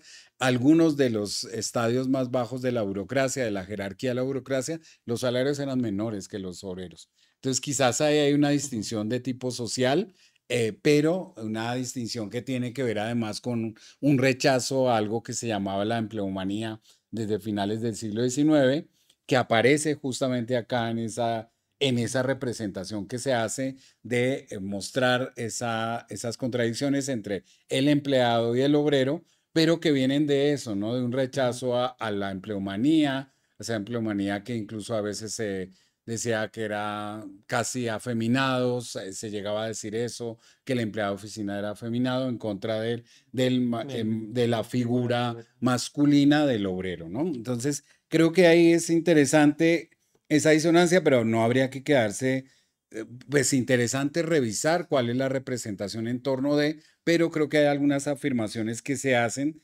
desde el autor, desde Ángel, que sí valdría la pena poner en duda, como esto del salario menor, por ejemplo, porque no es así. Y estas distinciones sociales más bien que están ahí presentes y sobre las cuales he hablado ahora también a partir del overall, a lo que no me voy a referir porque ya lo han dicho. Otra cuestión dos cosas adicionales, una que también me llama la atención, lo de la autogestión. Acá se habla como tal vez con una relación con el anarcosindicalismo, pero no tendrá que ver también en la época ya también con iniciativas del cooperativismo que están recuperando la autogestión y que se está discutiendo en ciertos ámbitos en lo cooperativo. Entonces, un poco no solamente para quedarse con esta idea de que puede estar relacionada también con una discusión que hay en torno a esta autogestión. Y una última sugerencia es repensar en el título el asunto de la cultura obrera. La cultura obrera quizás es un concepto demasiado grande y en el artículo más bien hay algunas referencias a asuntos de cultura material, hay referencias a asuntos de distinciones sociales como parte de esas contradicciones, pero no tanto como a una reflexión en torno a la cultura obrera como tal. Entonces, quizás la referencia para que no aparezca, porque también es un tema como demasiado gigante, podría hacerse una referencia más precisa a algo, ¿no? A algo que se quiere tratar a partir de las novelas y que está referido a esos ámbitos, a mi modo de ver, algunos otros, por supuesto, pero que menciono estos dos, entre otros.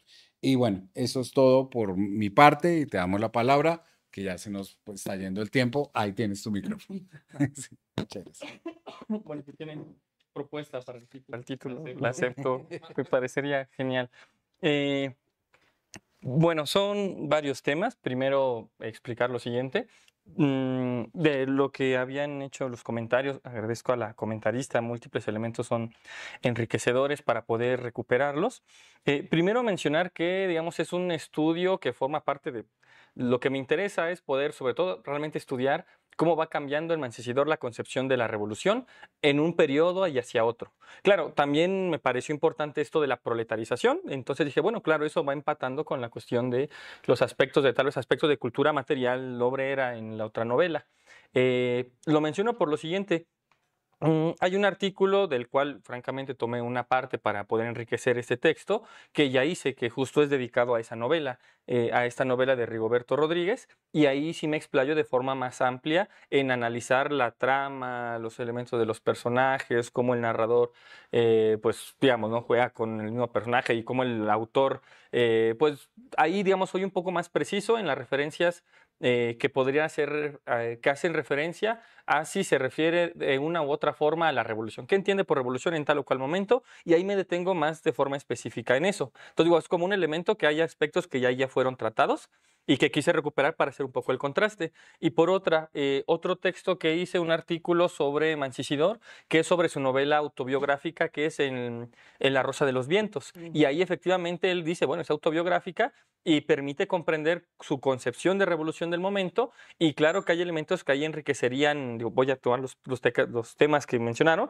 pero primero decir que en esa, sobre lo que mencionaba la doctora sobre el campo literario, ahí lo manejo de una forma mucho más amplia, porque efectivamente hay una posición distinta entre lo que es José Mancisidor, todo este grupo de Ruta, después Integrales y gente que termina en la LEAR, como Mancisidor y demás, y todo el grupo de Azuela. De hecho, hay un artículo de Mancisidor que se llama así como Lo que le debemos a Azuela, o que lo que le debo a Azuela. Y es muy claro la posición que toma ante Azuela. Es decir, de una visión de Azuela, que bueno, en ese otro texto, como lo manejo un poco más, de explicar cuál era el campo que se estaba escribiendo, qué implica la novela de la Revolución Mexicana desde la visión de Azuela y otros, que solo lo presentan como una cosa de caos y bueno, no sirvió de nada y solo se posicionaron pues nuevos explotadores. A la visión de Mancisidor, que cuestiona hasta qué punto la revolución se hizo, porque ahí justo efectivamente más bien está pensando ya en la revolución socialista, me parece, pero a lo que voy es que en ese momento lo que dices, bueno, la Revolución Mexicana pese a todo tuvo un sentido, tuvo mejoras, es decir, tampoco cae en una posición nihilista de abandonar todo y decir no tuvo sentido la revolución, que es lo que él critica a Azuela.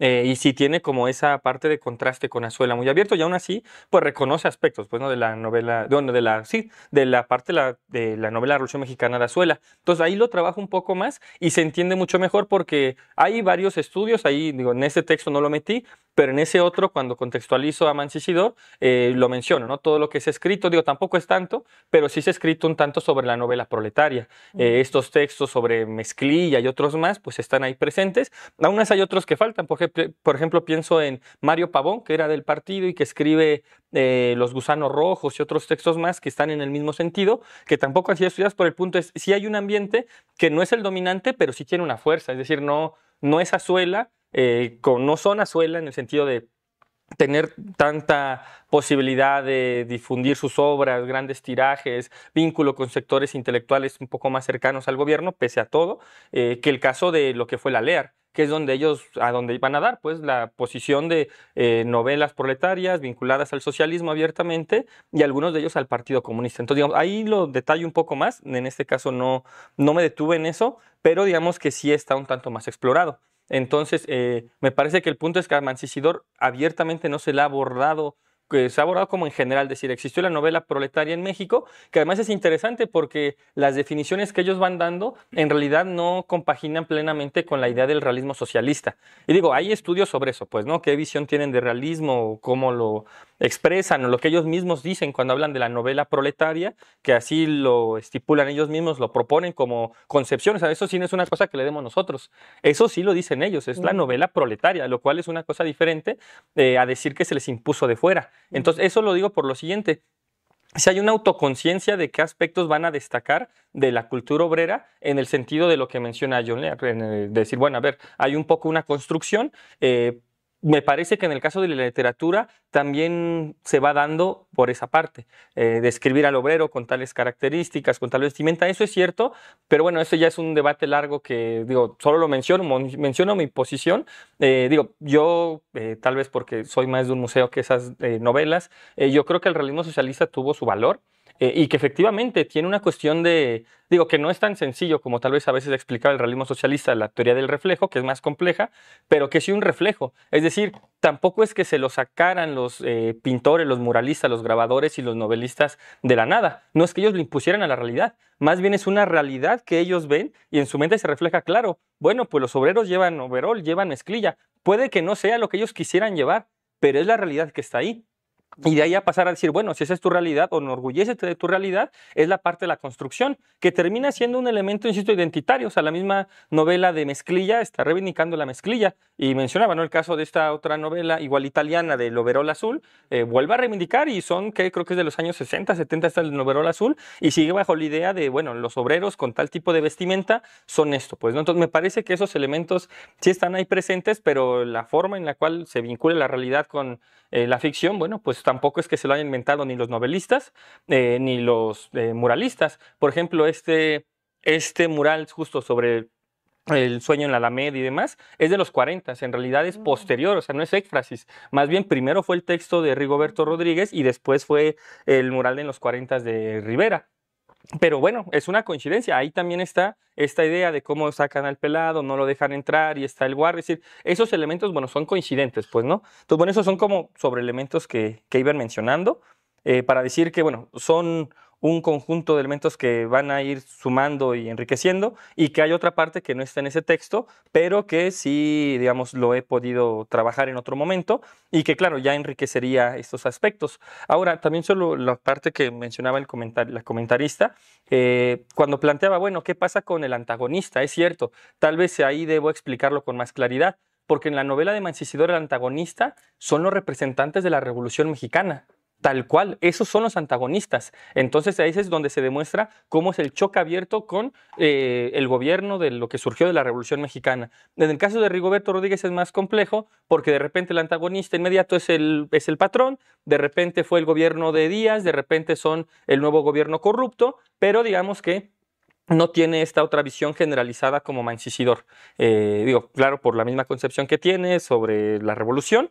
Y en el caso de Rigoberto Rodríguez no habla de socialismo. Él más bien se queda en general como una cuestión de libertad y revolución. El caso de Mancisidor sí es abiertamente pues una reivindicación, me parece, no lo dice así, pero hay una parte donde dice, ¿no?, que los acusan de bolcheviques en la novela, claro, y después, bueno, en el caso de Rigoberto Rodríguez dice que son socialistas los que gobiernan, ¿no? Y es la única referencia que tiene como criticándolo. Yo creo que ahí más bien sería cosa muy útil recuperar los textos de Arnaldo Córdoba, de la ideología de la Revolución Mexicana, porque justo ahí hace toda esa explicación de cómo se entremezclan los aspectos de la Revolución Mexicana con de repente un lenguaje socialista así vinculado a la Unión Soviética y demás, y hablan de la clase obrera y demás, pero en el fondo es otra cosa.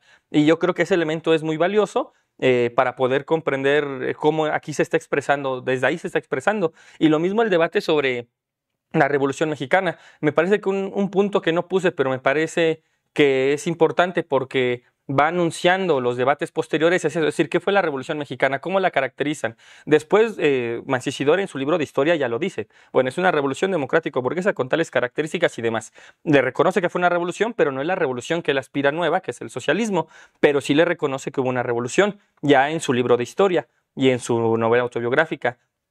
Pero la parte a la que voy es, cuando escribe Ciudad Roja, me parece que es un momento de radicalidad que además no es una cosa aislada.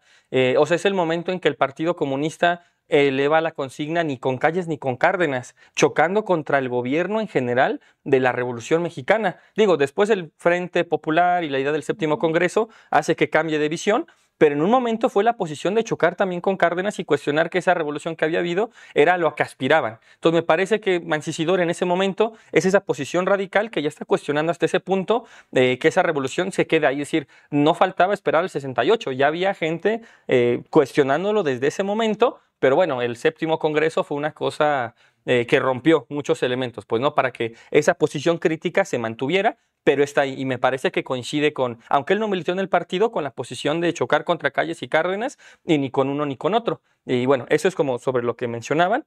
Después, contra parte de la revolución. La invención del obrero, lo que se mencionaba, lo del campo literario, esa parte ya, el comentario de la compañera. Bueno, sobre lo que comentabas de Valadez, sí, efectivamente, yo coincido, o sea, me parece que son visiones distintas y además que Mancisidor termina demostrando, aunque no militó en el partido abiertamente, entiendo, pues una posición más ortodoxa hacia la Unión Soviética, porque aunque José C. Valadez estuvo un tiempo formado por Zen Katayama, pues resulta que al parecer no fue el cuadro que tuviera la ortodoxia y sale de ahí en realidad, ¿no? Termina en otras posiciones, después termina en otro lugar, más vinculado al gobierno, pero sí, efectivamente coincido. Creo que son posiciones distintas de un mismo acontecimiento y en el caso de Mancisidor es abiertamente la reivindicación por una posición socialista que no se ve, por ejemplo, en Valadez, ¿no? Aunque la reflexión misma tiene razón. Este texto de Motín es muy bueno porque plantea lo mismo, ¿no? Y digo, no nos detuvimos en eso, pero en las partes que retomaba del texto de Mancisidor, donde dice, bueno, no se trata solo como de rebeldía, sino de revolución, que es una cosa distinta, va diciendo, bueno, a ver, una cosa es un motín y llegar a tal punto de hacer una huelga inquilinaria, pero hay una parte donde el personaje menciona, bueno, pero no basta con eso. Lo que aspiramos es como la toma del poder, no lo dice así, pero en realidad está parafraseando posiciones ya leninistas de la idea del Estado y la revolución, que para los años 30 y tantos ya tenían, o sea, ya conocían Mancisidor, ya habían llegado a México escuetamente, pero ya estaban esos textos, es decir, se puede rastrear esa parte presente ahí de lo que se mencionaba sobre el imaginario de la ciudad. Ya, primero sobre el imaginario de la ciudad, decir que es la ciudad de Veracruz, lo cual no es como la gran ciudad de México, y aún así me parece que efectivamente hay la idea de la proletarización que implica, entre otras cosas, el paso del campo a la ciudad, porque efectivamente había muchos proletarios agrícolas, muchísimos eran proletarios agrícolas, sin duda alguna, y me parece que esa parte es muy interesante porque es claro, claro, en la visión de Mancisidor y los marxistas de esa época era como el campesinado en general y no hacían tal vez esa distinción tan precisa de, no, eran proletarios agrícolas, no tenían nada más que, aunque fuera la cuestión de tienda de raya y lo demás, pero de fondo eran proletarios agrícolas. Y eso serviría para decir, bueno, no solo es el paso de ser campesino a estar en la fábrica, sino la cuestión del campo a la ciudad, con un elemento que reiteran presentemente y que es donde choca con la ciudad, donde choca la ciudad con el campo.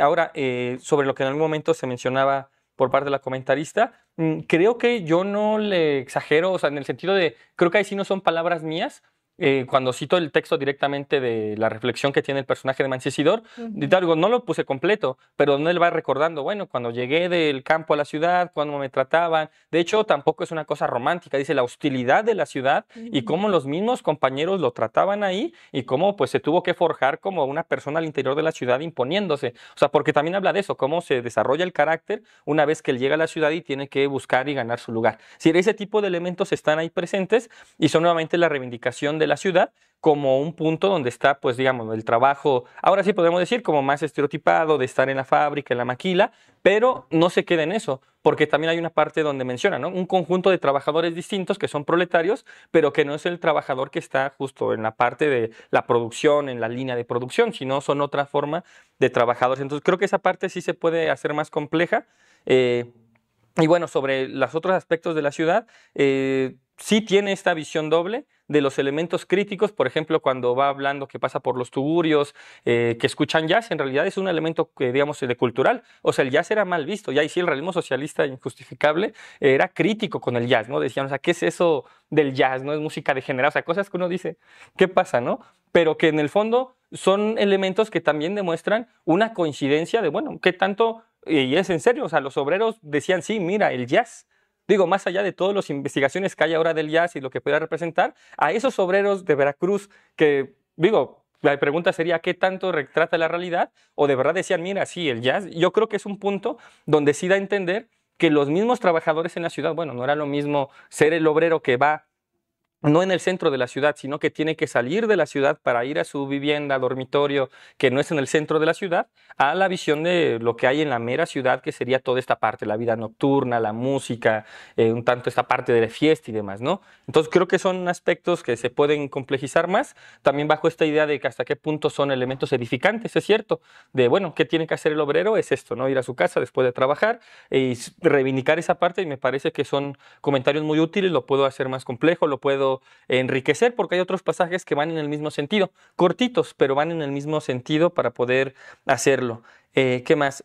Sobre lo que se mencionaba de analizar el periodo más allá de Cárdenas, creo que en Ciudad Roja, creo que un poquito sí lo esbozo. ¿Cómo es que para Mancisidor el tema es más complejo en ese momento que Cárdenas? Dependientemente de si uno u otro personaje de la revolución o caudillo del momento ha traicionado, no, el punto es, ¿hubo o no revolución? ¿Hasta qué punto? Después, con lo de Cárdenas, yo creo que él mismo, pues como cambia su posición y esto, ¿no? Dice, bueno, tal vez sí había posibilidades de una transformación mayor.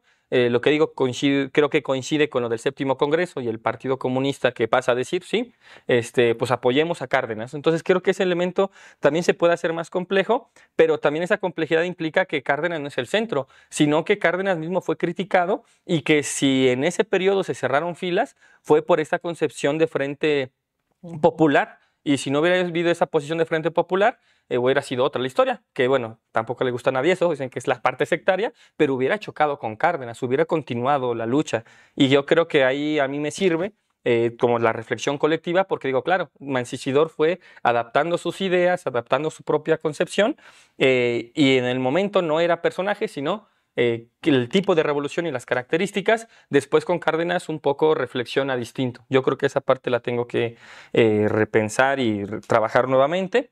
Sobre representación del concepto de socialismo, pues esto, creo que esa parte ya un poco la esbocé.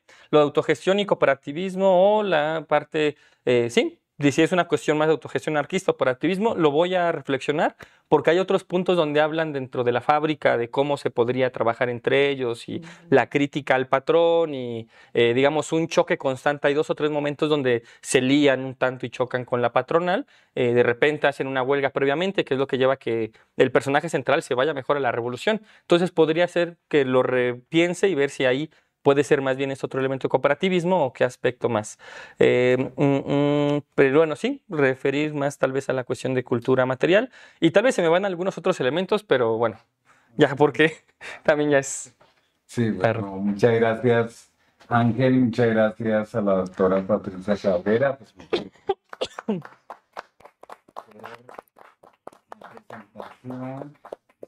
por el comentario y por este diálogo, pues que repetimos, interdisciplinario, que nos interesa también, o sea, porque si no nos quedamos también Sí, dialogando a veces entre nosotros, nosotras mismas y mismas. Bueno, pues muchas gracias. Les hago entrega de sus constancias para Ángel, constancia, y para la doctora Patricia Gracias. Cabrera, Gracias. por favor.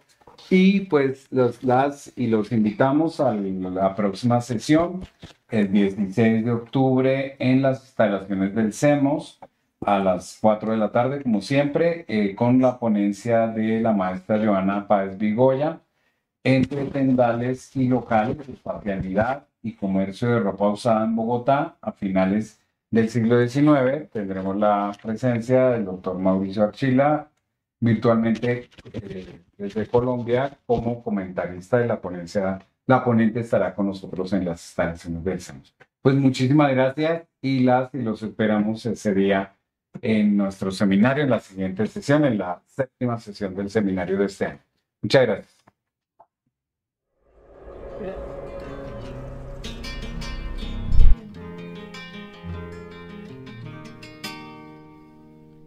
Va trabajando trabado, Leonides viejo corrioso, 60 años explotado, pero el viejo no ha notado que en 2 años lo jubila, que así lo marca la ley, que el patrón lo desamarra, porque ya no da ganancias, le van a dar un dinero que se cuenta con